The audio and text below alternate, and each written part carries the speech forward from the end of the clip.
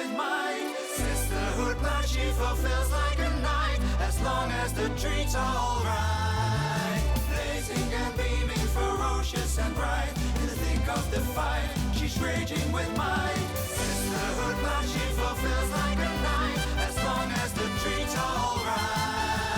This is here, fruit and candy are her big desire. This is here, and she's gonna set the stars on fire. This is here, fruit and candy are her big desire. This is here, and she's gonna set the stars on fire. Oh, everybody, hello and welcome to the Streamisho of the year! As far as I'm concerned anyway, it's going to be a great time. The music apparently still seems to be quite loud. Hey, music, shut up! Not entirely. Little more. Yeah, like that. That's perfect. Hello, everybody. Welcome to the Streamisho of what will likely be my career. My name is Soul, and I am here today with you to talk about the Ronnie news. I know that you can't see me. Hold on, Dan. I'm doing my introduction. Jeez. Fine, here, you can see me. How about that now? So, we're going to talk about some Ronnie news, but we're going to talk to Jasper. We're going to talk about some stuff. We're going to talk about some mechanics in the game, and then when 1 o'clock hits, boom, we're going to party. I've got hats. I've got flutes to make like all kinds of obnoxious sounds. I've got wooden spoons. Do I have any of my kazoos? Where did I put my kazoos? I've definitely got something around here to make other noises, but maybe I've lost them. I also have balloons! I spent way too much on this. And if you want to know exactly how much I spent way too much on, we're gonna party today. So, I'd like to go ahead and thank everybody for coming by and for coming to check out the stream. Now, with that said, that's not the only thing that's going on today. We're gonna have a couple of things happening today that are unique. Unique to say the least. Because today's raffle site is going to be a little bit slower. We're only going to go at, have the raffle site go off every 30 minutes. But the prize is so much sweeter. Every 30 minutes, we're giving out a free key for Blightbound. So make sure that you put in an exclamation mark raffle, and you go ahead and give that a go. If you want to go ahead and have more announcements as to when we have this show going, or if you want to go ahead and tell your friends where to get announcements for this show when it goes live, hey, check out Twitter, check out our Facebook, so that's at Ronimo Games, Blightbound, and, you know, Astronauts and Swords and Soldiers and all that stuff on Facebook. You can find us on Instagram. That'll hopefully start getting rolling as soon as we got some more images coming in and all this other stuff. Speaking of images, here's a quick rundown of what's going on for today's Ronnie news. We've got an art contest by Rexic that's going to be popping up, and another tournament called the Nutty Knots Tournament, the return of the standard format.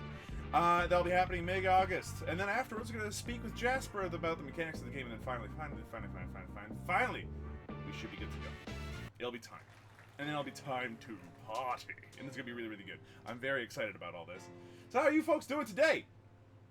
Yeah, okay, so questions. We already have lots of questions. It's fine. Don't worry about it. It's okay. We'll get to those questions eventually when Jasper gets here. We'll have a very grand old time. Music should be good to go. It's just a little quiet at the moment because it was awesome at the concert. Now we're listening to Killing Spree by Vinny Spike. So, beta win. Oh, go ahead. If Balloon pops, you get scared. You owe me a key because I called it. Absolutely not. However, I will put on party hats.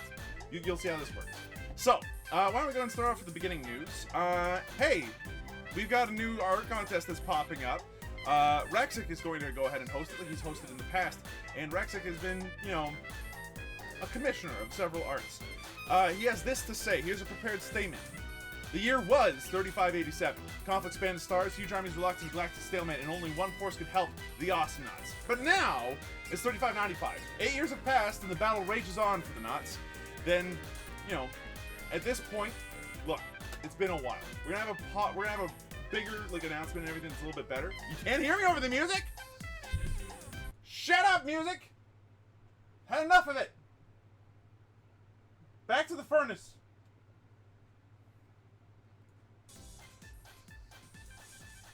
Fine, but that's as loud as it gets.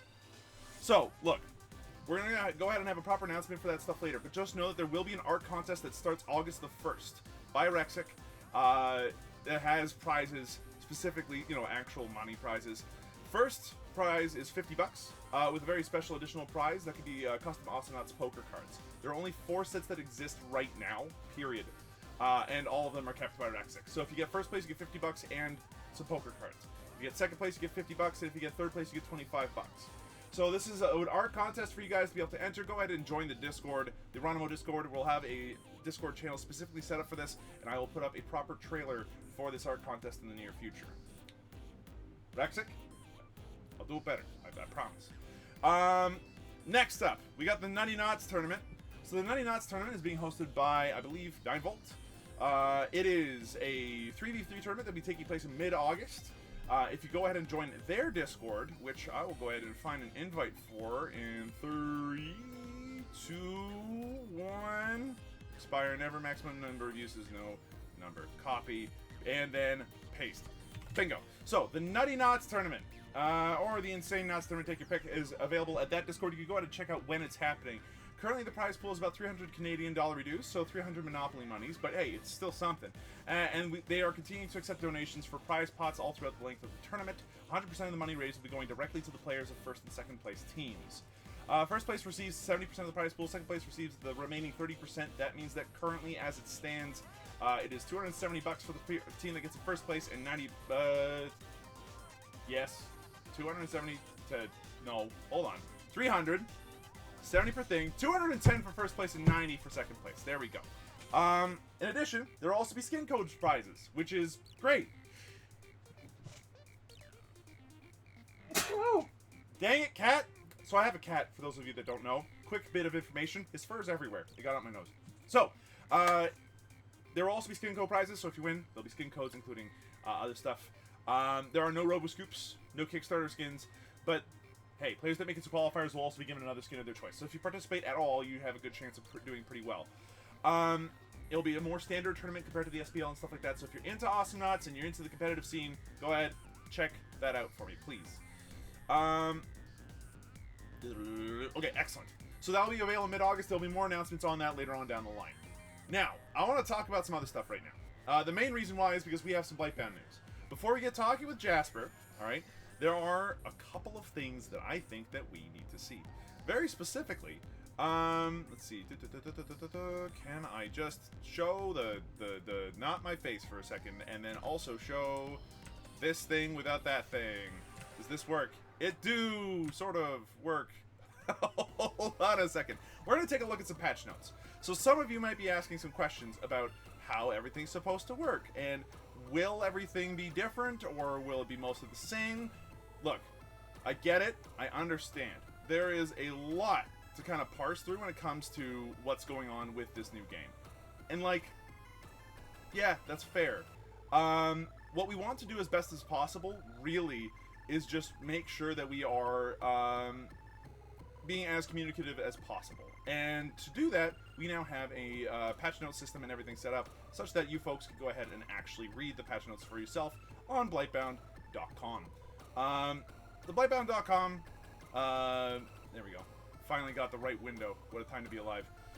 The Blightbound.com website will now have access to a patch notes section, as well as frequent updates for other things. I'm going to go ahead and show you that right now. Patch 0.1 is our early access patch, and that's happening today. So for those of you that aren't really big into patch notes and stuff like that, hey, this is what we're doing. For the next little bit, it won't take very long. But if you're wondering what's new in this compared to the open beta, here's what we got. So first off, the total number of playable dungeons goes from 3 to 6. So we've now got all the stuff that we had in closed beta up for grabs for everybody, and we also have the total number of playable heroes from 6 to 9. So there'll be 3 new heroes and 3 new levels. In addition, Crom is going to show up in a different spot. So as a result, you will be able to actually recruit him in one of the new levels called the Hemomancer. I won't spoil it for you, but you'll be seeing one dude a lot in that level. We fixed the number of Aetherai sparks that drop. We fixed a couple of environmental effects and visual bits. We fixed the redundant issue, but the issue nonetheless that exiting Blightbound will now no longer hopefully crash the game.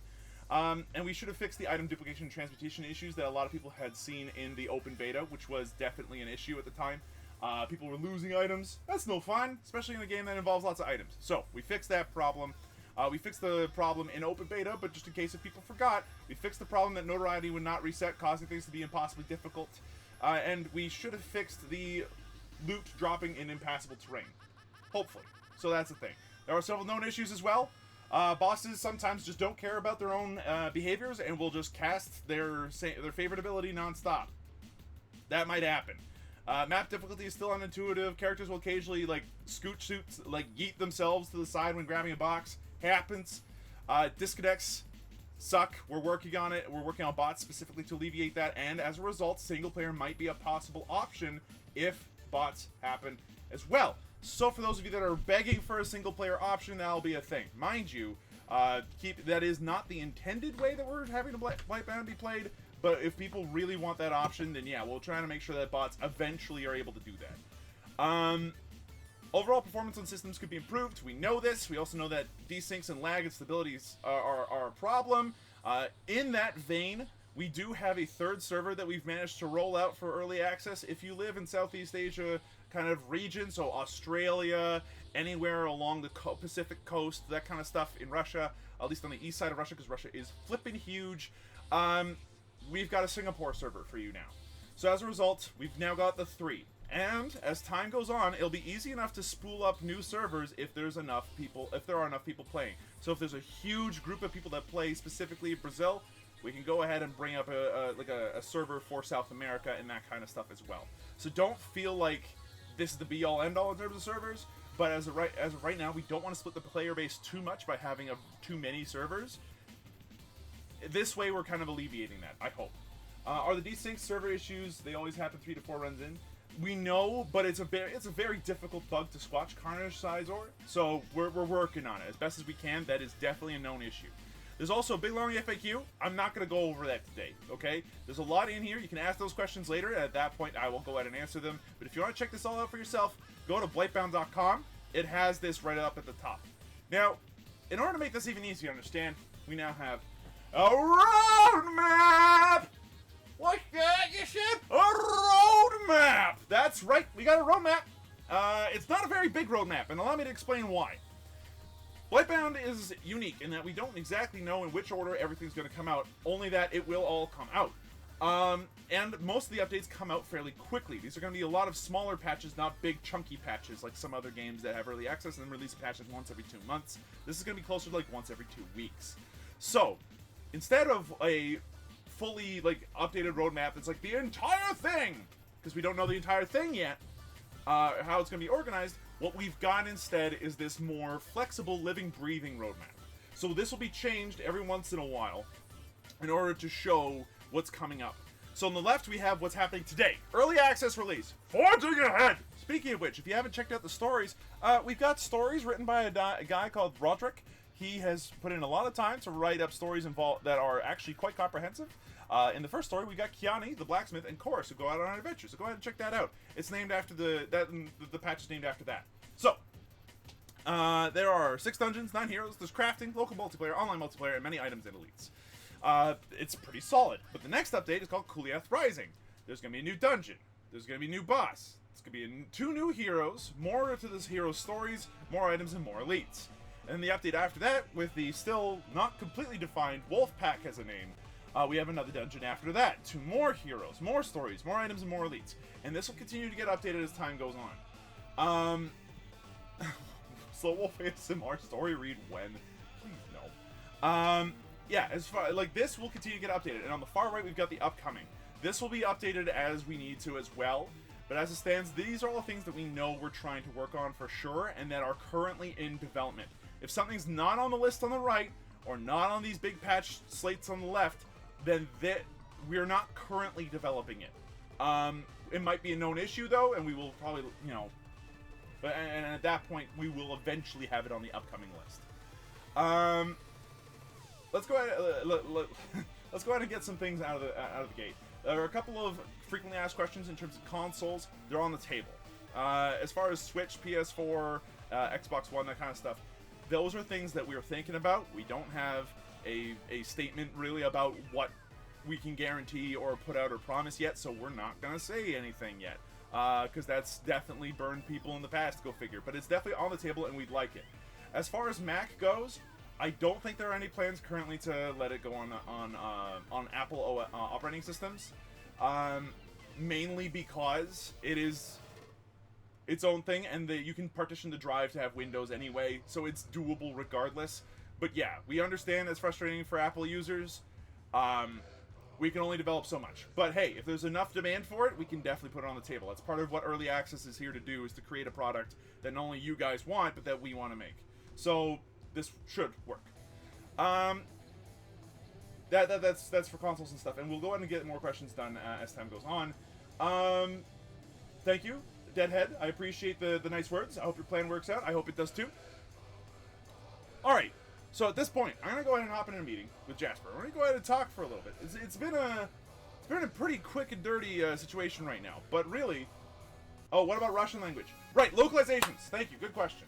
So localizations, that's on the list, right here. That's going to include Russian, Korean, and a variety of other languages, as well as like Brazilian Portuguese and stuff like that. That is coming in a later patch. It is not immediate. The reason why is because it is a lot of text. If you hadn't noticed, we actually really like the idea of stories. We have an entire story here, and this is the short version.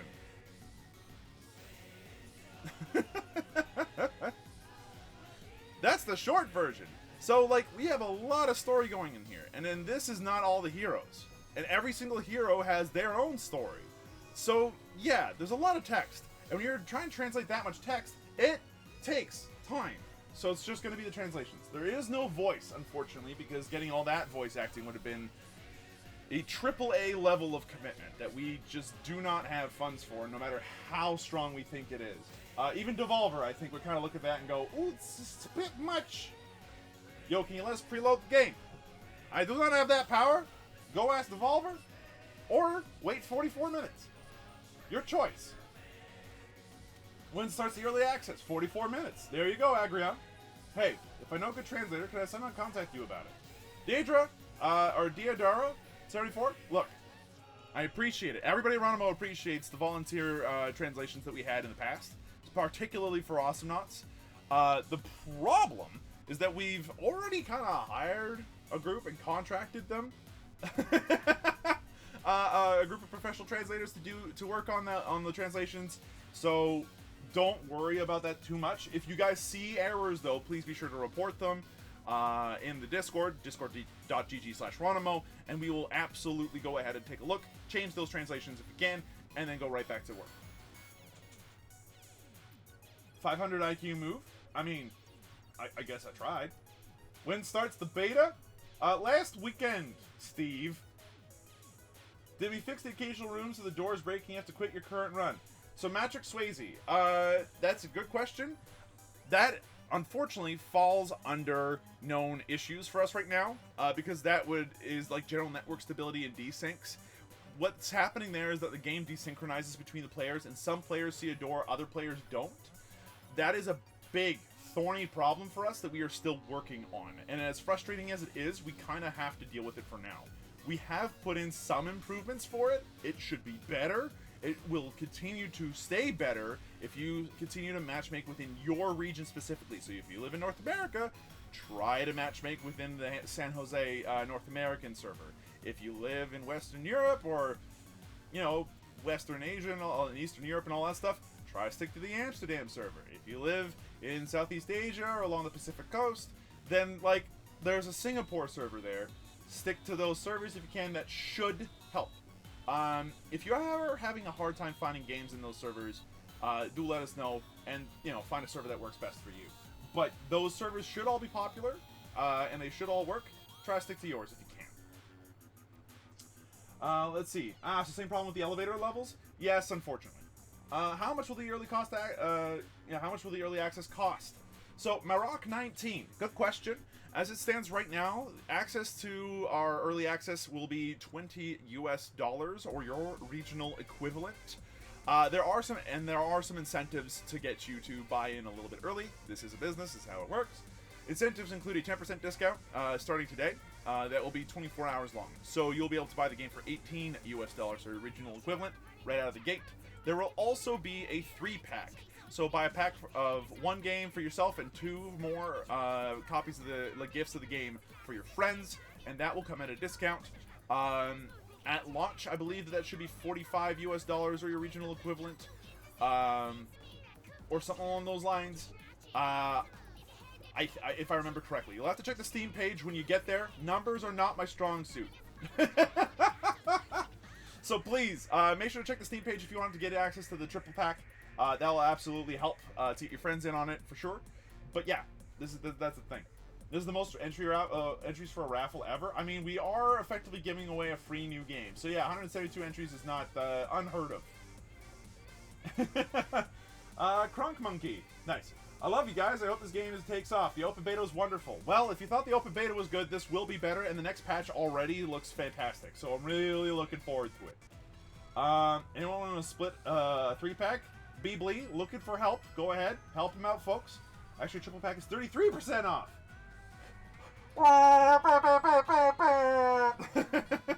Speaking of you, hey, Jasper, I'm going to go ahead and hop in on that call now, if that's alright with you, because, you know what? Honestly, probably the right thing to do. Or at least I think it's the right thing to do. Let me just find everything that I need to turn on for this to all work, and hopefully it works, and hopefully when I join this meeting, not everything explodes. It works, and hopefully when I join this meeting, it works!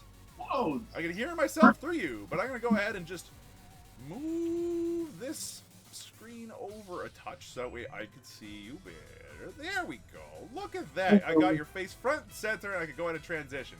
Hey, look, everybody! It's Jasper! I found Waldo. Neil, come on, man.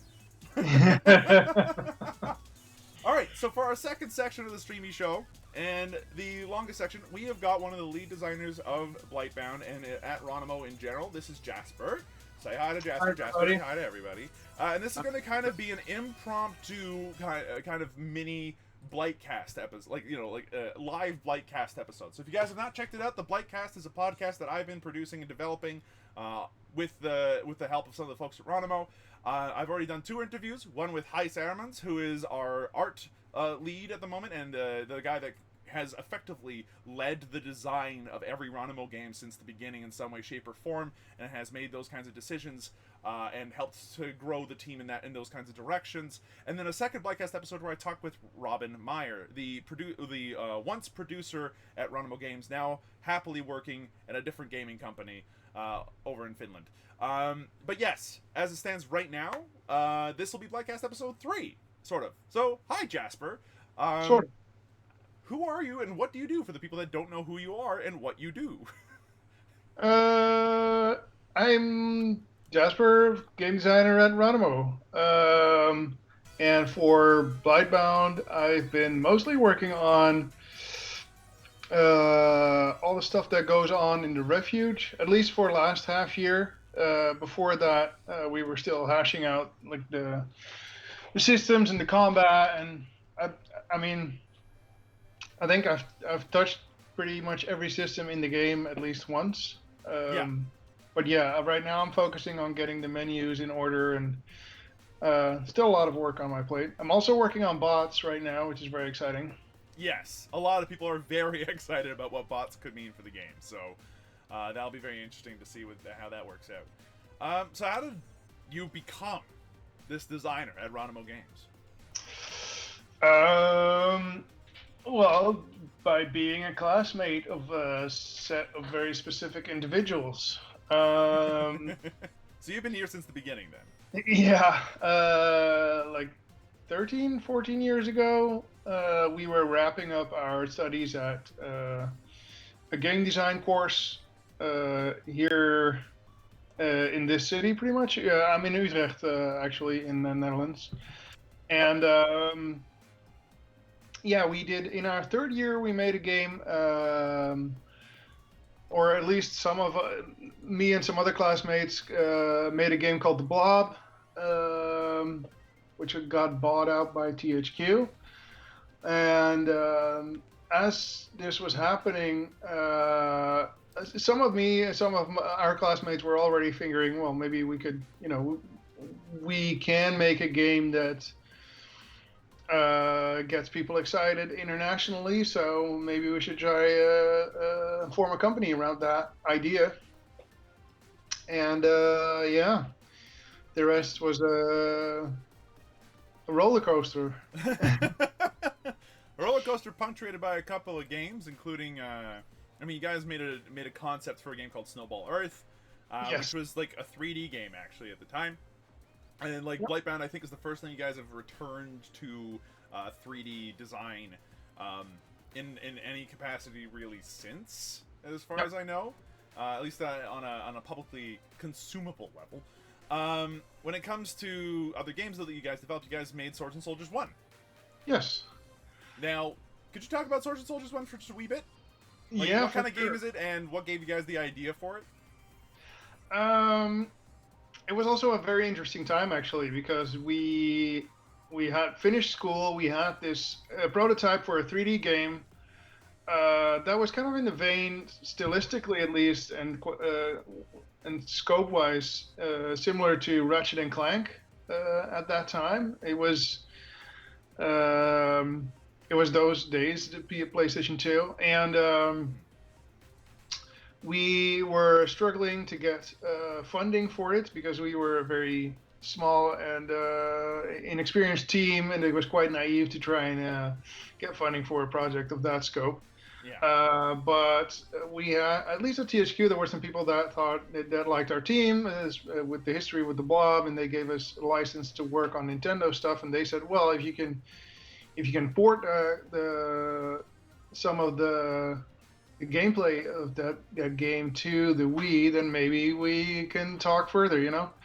Yeah. And it was interesting, but we decided not to do that. We decided to use that Nintendo license to make a WiiWare game.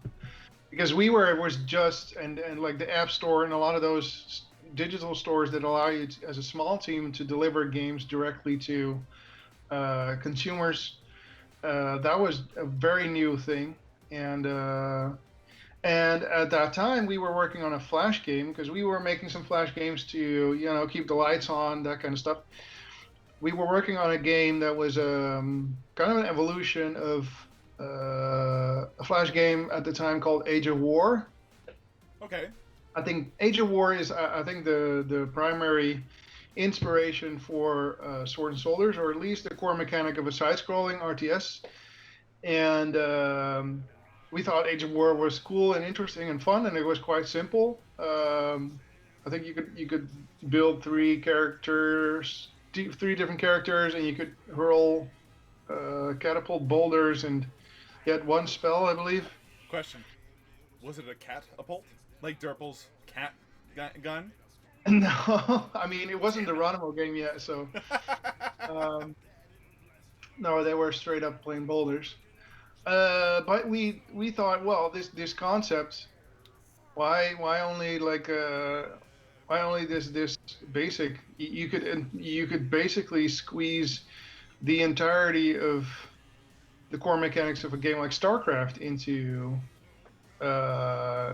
into this system, and it would be very fun. It could be a very fun local competitive game.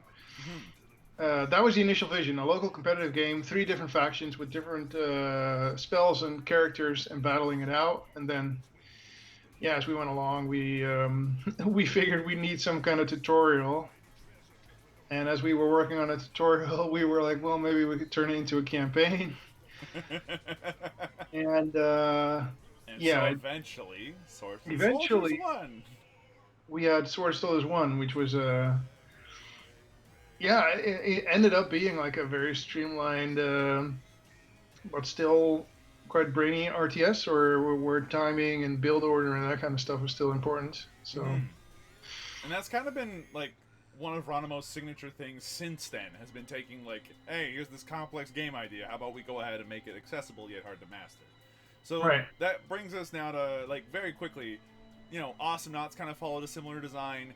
The main mechanics there being, if I'm not incorrect, taking a MOBA and simplifying it by adding, like, you know, by making it a 2D space and making it more like an action-packed Mega Man, you know, jump and shoot kind of deal, right? Yeah, and then sure. made the MOBA mechanics more palatable and easier to understand and more intuitive.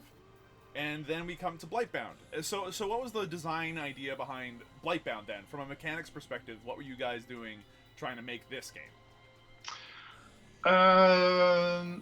Yeah, I mean, as Osnauts kind of streamlines MOBAs, we wanted to streamline MMO dungeons.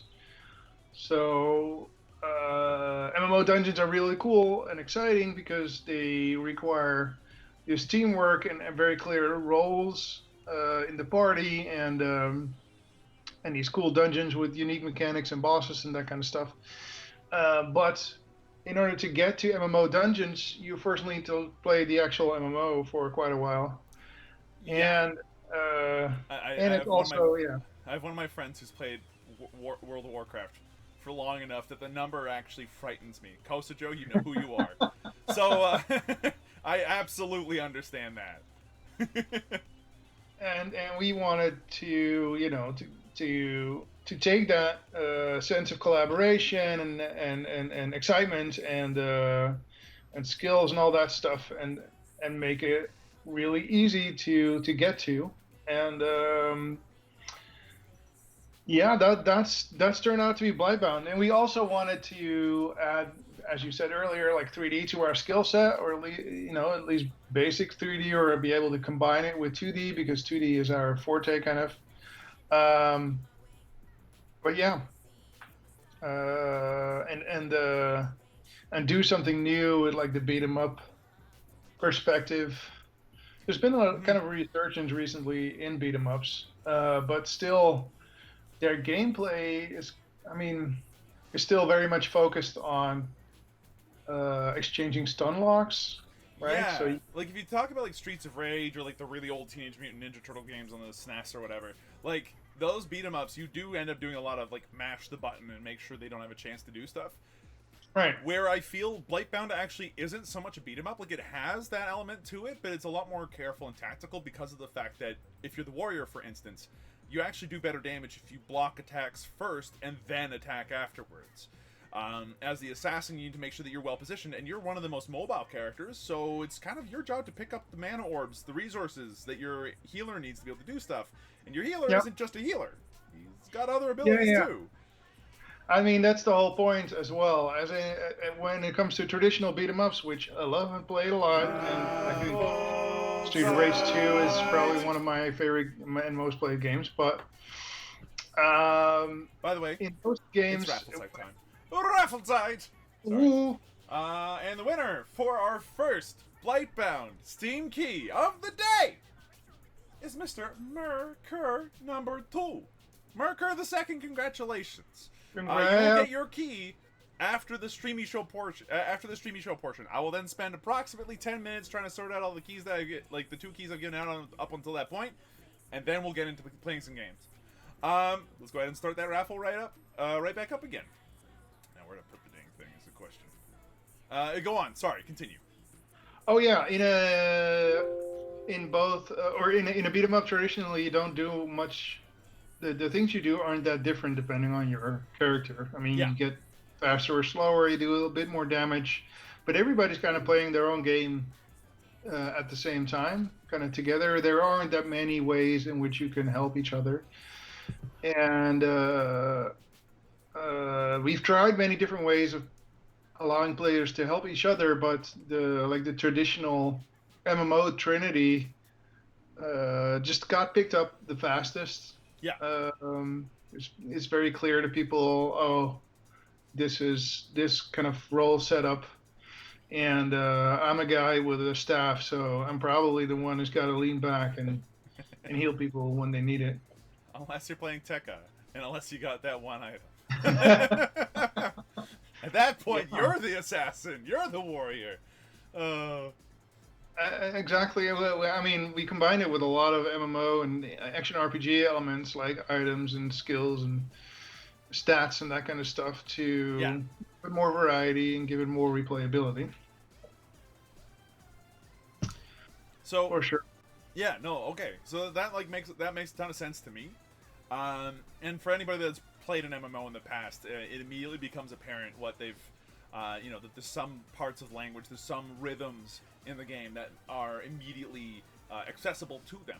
However, there are some other rhythms that kind of shift things around a little bit. So there are some interesting design decisions in Blightbound. In most MMOs, you can kind of main a type of class. So you can main healers, you can main DPS, you can main tanks. And for those of you that don't understand what that means, just in case, maining just means that it's your main thing. Like, that's the thing you like to do the most and the thing that you will play the most.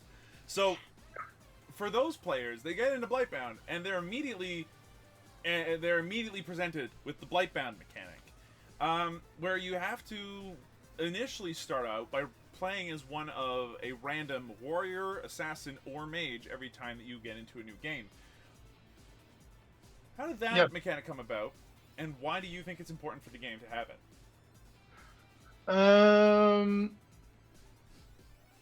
Well, I mean, it evolved out of a problem with,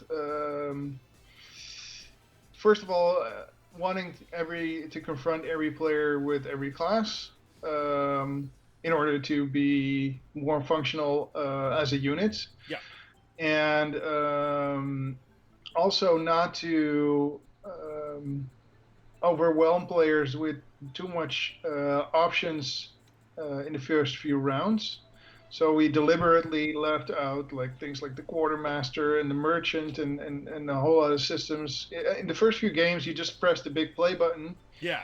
And you're focused on core gameplay.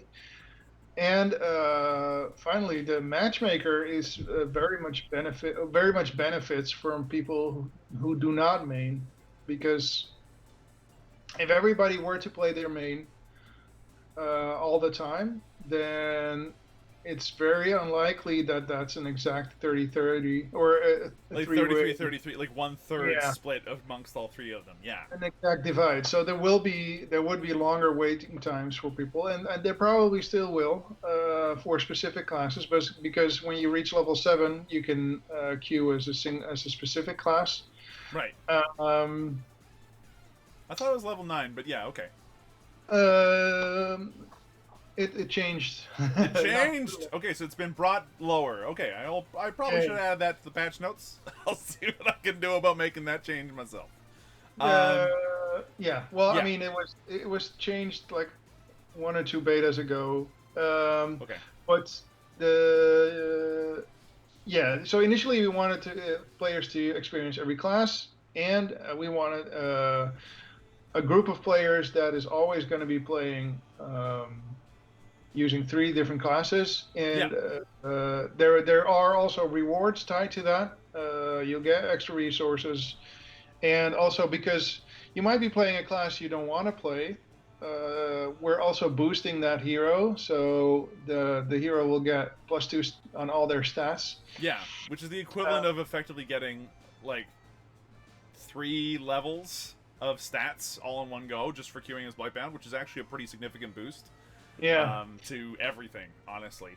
The other big bonus behind that is that if you're a brand new player, like freshly got the game in, I don't know, 22 minutes, and you're starting to play with people that have been playing the game and say, I mean, since open beta or whatever, and like they're fast. They'll level up quickly. If you're brand new to the game and you start playing, that at least gives you a bit of an edge and enough that you can keep up with everybody else without making you feel like you're super far behind. And as long as you keep doing well and you learn the game and you play it and you start winning, you'll get those stats that you need to really kind of pick it up and really start doing what you need to, like really start pulling ahead in your job as well in those encounters. So like the Blightbound mechanic does have a lot of rewards attached, which is sick and awesome. And it also forces people to play with a variety of different heroes, which is great. Speaking of a variety of different heroes, let's talk about those for a minute, because I know that there are some players out there that, MMO players, they tend to be crunchy. I don't know about you, but I've met a fair few of them. They're like, how do I do max DPS? It is the only way that I actually ended up learning how to do more complicated math, because I was in university, in music school, and got bored not being able to play WoW, so I made theory crafting for it, and I ended up having to learn how to do formulas and stuff. For those people who are a bit more crunchy, why don't we talk about the mechanics of each hero a little bit? And who better to start with than the person that's on the front lines and meant to take all the hits? I'd like to talk a bit about the warrior first. So, the warrior's particular job is pretty obvious, right? Like... I think so, yeah. Yeah, you're supposed to get up there and tank with your face. But, the warrior was designed specifically to do the job of holding everybody's aggro, but that's not all they do. They also do a fair amount of damage. Could you explain how the warrior accomplishes their job and like the mechanics that go into play of like maintaining everybody's attention and stuff? Because I know that for some folks that were in the open beta, they had a hard time understanding, like, how do I keep people's aggro when I don't have a taunt button? Well, in fact, every attack that the warrior does taunts, or at least grabs an enemy's attention immediately. There's no, like, intricate mechanics where you have to fill a bar or keep track of a kind of stat. It's just, as a warrior, it's kind of a game of tag. If there's enemies that are not aggressive towards you, all you need to do is whack them, and you'll have their attention, or that is at least the intention. If that doesn't happen, that's a bug. No, it does happen, but they do eventually lose interest in you if you don't attack them frequently enough. And I know that the other classes can, like, eventually peel aggro off the tank by attacking enough, and when a warrior hasn't done enough damage to them or anything.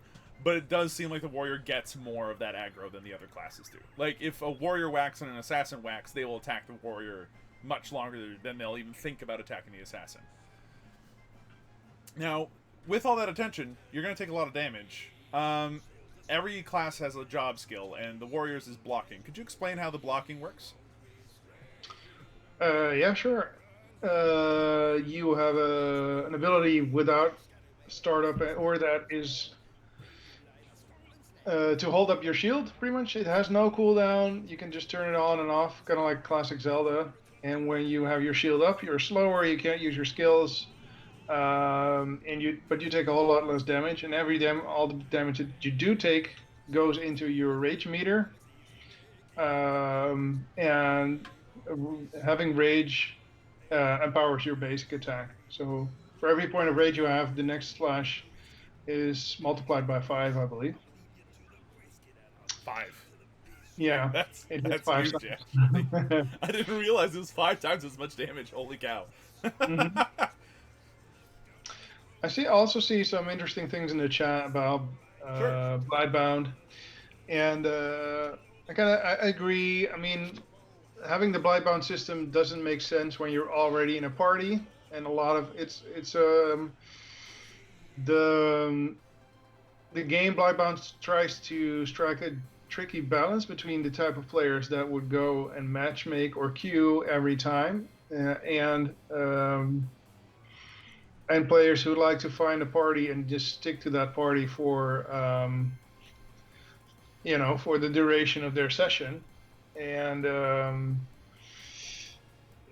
that is tricky. I think if you are in a party, there's literally no reason for you to use Blightbound, or I mean, it's not well. There are some reasons still. I mean, the idea that you need to learn every class makes sense, and the idea that you get some extra rewards for, I guess, maybe picking someone isn't your primary or your main, because you're playing with unknown party members.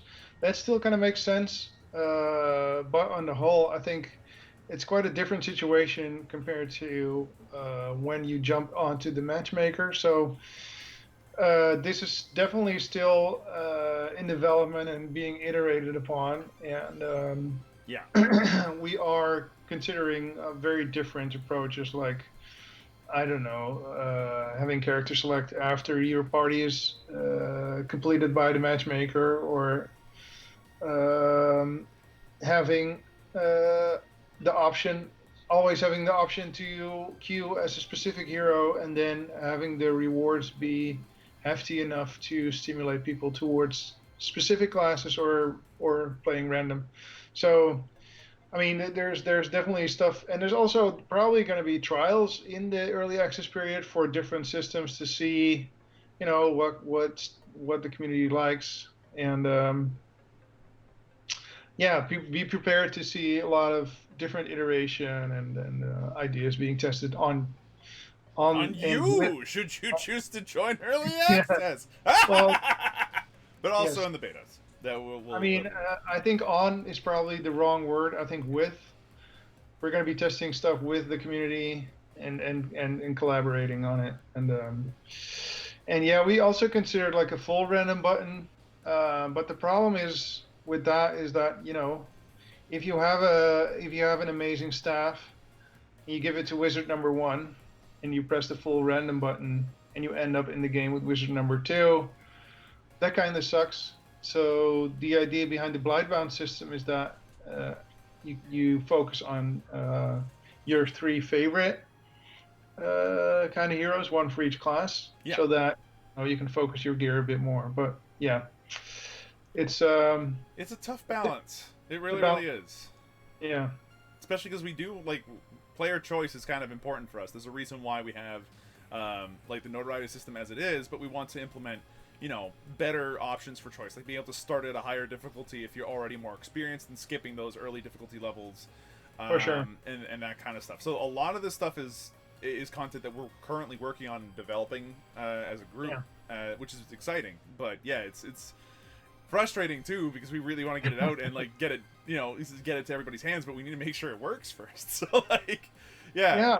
Well, that is also why we launched it in early access, because we weren't confident in being able to solve this without a community. To see what their general gist is, and what kind of players also gets attracted to this game, and what kind of opinions they have, because it very much, or it can differ quite a bit from what we internally think. For sure. If there are any other, we will have time for more questions closer to the end of the Streamisho. So in about I'd say 7 minutes or something like that, we'll go ahead and do a proper Q&A section between the two of us. Mm-hmm. But I do want to make sure that we cover the other 2 classes quickly as well. For sure. I know that you're very much in on the idea of talking with the community about this one, but we've got an entire rest of the stream where we're going to be drinking prosecco and putting on party hats. It's gonna be great. Oh, yeah. So why don't we talk about the assassin quickly? Are there any particular mechanics that you want to talk about with her? Because as far as I understand, all the assassins are meant to deal damage. Mm-hmm. All the assassins have backstab damage, but I'm not sure how that one works. And every single one of them has an execute. But what does it do?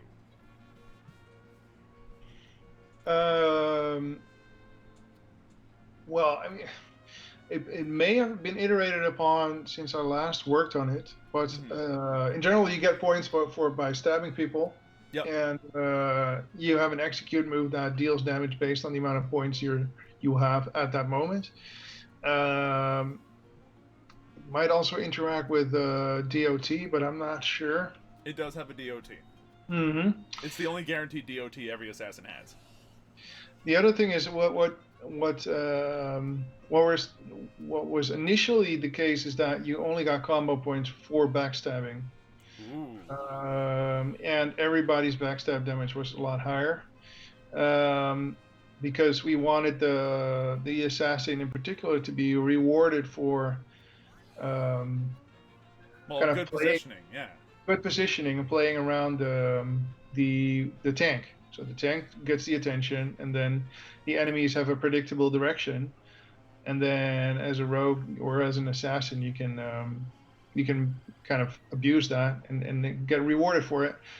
We kind of reduced those rewards and also removed the constraints for the combo points, because people were having a hard time, and it's also important that classes are still at least somewhat fun when you're in a fight where the tank is out of the screen or busy somewhere else for some reason.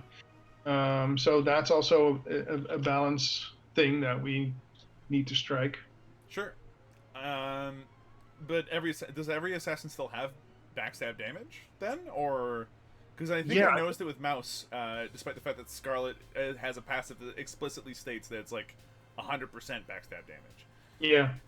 Well, the reason we did that was Scarlet is your starting assassin, and we wanted to, train these players into thinking about backstabbing people. Yeah. And so what we did, we gave her a passive that boosted her backstab damage, but right now it is kind of confusing because the way that passive is worded makes it feel like the other assassins might not have any backstab bonus, but I believe they do. Or I'm pretty sure, I'm sure they do. It's just lower. So that's also something we need to communicate better. When it comes to executing, there's something that execute can do called an interrupt. Yes. I don't actually know how I know how interrupting works. Like, you execute a dude who needs to be interrupted and it works. But are there, like, how's the interrupting, like, symbol mechanic work? Is it just, like, random that you can interrupt certain abilities over others? Or do you know about that at all? Or should I be asking somebody else? No. It's always an enemy that is not in melee range of you. Okay. So it's always like a kind of like a reaction mini game to keep assassins more engaged. And what it does is there's a little circle that pops up by the health bar of the respective enemy, and it's also only on like non-trash enemies. Yeah. So it has to be like a general or an elite or somebody like that, like the laser ladies or the big shield guys or something like that. Yeah, makes sense. And when you do use your or when you do interrupt the attack, you'll actually silence that enemy for quite a bit, and you get an extra bonus. You deal a chunk of extra bonus damage. So it's definitely for higher end stuff. It's definitely important to keep an eye on those circles and try and dodge rolls through the enemies and get that execute off to take that bonus damage and also stop that enemy from attacking for a little bit. On a slightly related question, one person in chat, Feral Rose, asked, and several other people then asked, how does crit chance work, and what is the baseline crit damage multiplier? I think baseline crit is ×2, and it does stack with things like backstab damage. And I'm not sure about the base chance. I believe it's 15%. Something I'm also working on for the UI at least is to have a centralized place or a listing for all your relevant stats. Yeah. Because, I mean, I would like to see that, and I think a lot of you guys would too. Yeah, I know a couple of people came up to me asking about those specific stats, so it's good to know. So there you heard it, folks. It's 15% chance base as far as we know, which means that if you put all your points into luck, you can almost double that. Seems good. Seems real good. And do you know if items stack linearly with that? So if something gives you an extra 20% crit chance, is that 20% of that 15%, or is it now a 35% chance to crit? I believe 35. Okay. Yes. So it stacks on linearly. That's pretty sweet. All right. Then next bit would involve the mage. So all the wizards, all the mages, are the only characters that can attack from a distance the way that they do. Additionally, they have an entire mechanic centered around mana orbs, and they are the only ones that can heal.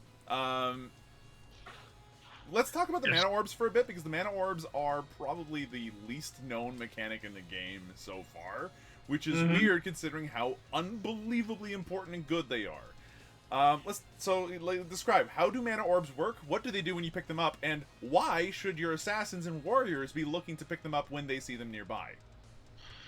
Yeah, well, primarily because they can pick them up for the mage, which is very nice. Yeah, but you know how people are online. They're not nice. They don't pick up mana orbs for their friends.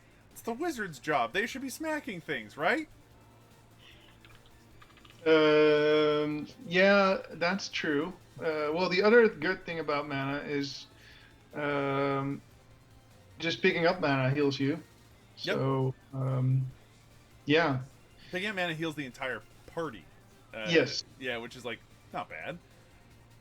But Yeah, I mean, sneaky bit. It's, and the whole thing is that the mage creates mana by hitting enemies with his bolts, but the mana always kind of pops off the enemies, and that means they're kind of out of range for him because he's a ranged character. Yeah. So he needs that help. Or, I mean, it's important because the mana orbs time out, and for that reason, it's worth to take some extra risk as an assassin or a warrior to grab them. Yeah. They also give a small amount of alt charge to everybody who picks them up, which is so it's worth it for that reason alone, almost for some people, because then it's like an increase on DPS. If your assassin picks up and suddenly they get their alt charge all at once, like that's a lot of damage. You said that you get the mana orb off of your bolts. Do you get them off of every single one of your bolts, or or is there a different system going on with that? I think it's the later ones in the combo, but I'm not 100% about that anymore. All right. Well, I can tell you there is one thing I am 100% about. I'm gonna go ahead put a kibosh on the music for a second as I take out the bottle. I like to go ahead and make a toast to all of you folks out there, because guess what? Game's live, everyone. We got word. Oh my god! The game is live. Go to Steam. Go to Steam or Blightbound.com and then click in the upper left corner where it says buy it on Steam. Go get it. I'm trying to open this bottle of adult beverage, and it's proving to be. There we go. Found it. This is going to be an exciting time. So I'd like to go ahead and offer a toast to everybody in the chat, mostly. I'd like to offer toasts to everybody who has participated in the open beta, in the closed beta, everybody behind closed doors. I'd like to go ahead and offer a toast to you, Jasper, and to everybody at Ronimo Games, because this is a pretty exciting time. We are at a point now where we've released a new game for the first time in a very long time. And I'd just like to say congratulations to everybody. I'd like to say thank you to everybody that's helped. And it's great to be here. Yeah. Let's go. Come on. Yeah! How? Yeah, that's how you do it properly. Now my pants are going to be sticky. But hey, it's worth it. Oh, boy howdy. So, yeah, let's continue that conversation for a second while I now sip on my... Oh my god, it's everywhere. Oh my god. Was there anything else that we need to talk about in terms of the Mage? I kept it away from the mouse and the keyboard, everybody. Don't worry, we're still good. And the computer itself is underneath the desk. Very safe. You wanted to talk about the Mage? Yeah, is there anything else that we need to know about the Mage that's like maybe a less intuitive, more hidden mechanic? Not necessarily. Yeah, I think with your heavier bolts, for every enemy you hit, the chance for a mana orb to drop goes up. So you want to position yourself in such a way that you can pierce as many enemies with those bolts as you can. Right. Because that will generate a lot more mana. Or, I mean, that will generate more mana if you focus on a single enemy. You'll still get some mana orbs on occasion. And, yeah, I think that there's still lots of stuff to do with the Mage. For instance, blinking isn't quite where we want it. What do you mean? Well, I think blinking is super cool, but there are some spots where there's kind of low walls in the landscape that you kind of feel like you should be able to blink around, but you can't. And that's still something that we are working on. But yeah, and healing, I think healing the way it charges your ultimate is quite interesting. The more allies you hit, the more ultimate charge you get from it. And actually that also goes for, you know, that first dungeon run? Yeah, where you're trying to rescue everybody, which I'm sure we're going to see as soon as we start playing in like a minute. I'm currently booting up the game to do just that. In that particular dungeon, those allies also count towards ultimate charge when it comes to healing. So if you heal, you can heal up to 7 people that way with a single heal. I think with some extra stats, you might be able to get your ultimate off every heal. But yeah, I mean, there's in general, I think there's still a lot of experimentation and balancing to do. In a way, I would like maybe the ultimates to charge slower than they do today and be more impactful than they are even. Yeah, I can see that working out. And like that's definitely something that we would have to playtest and iterate on, and then maybe have like a patch where it's like, hey, ultimates, they're bigger now. What? Oh, I see that you also have booted up a game, and you are also a gentleman of much class and taste. With that in mind, you know what? Why talk about a game when you can play it? I'm gonna go ahead and hop on the Discord, Jasper, and if you want to, we should queue together and play a couple of games while we get this whole party thing started. For sure. Yeah! Let's switch it up. Yeah! Alright, I will see you... On the other side? On the other side. Alright, that was Jasper, everybody. Thank you, Jasper, for dropping by and doing a quick interview about the mechanics and stuff. Bye-bye. Have fun, everyone. But we will all see him again shortly in a minute. Thank you, Skype, for helping out with that one. We also have a raffle site coming up in a couple of seconds, so gonna eat something. Congrats, pals. Hey, thanks. I appreciate it. This one's for you.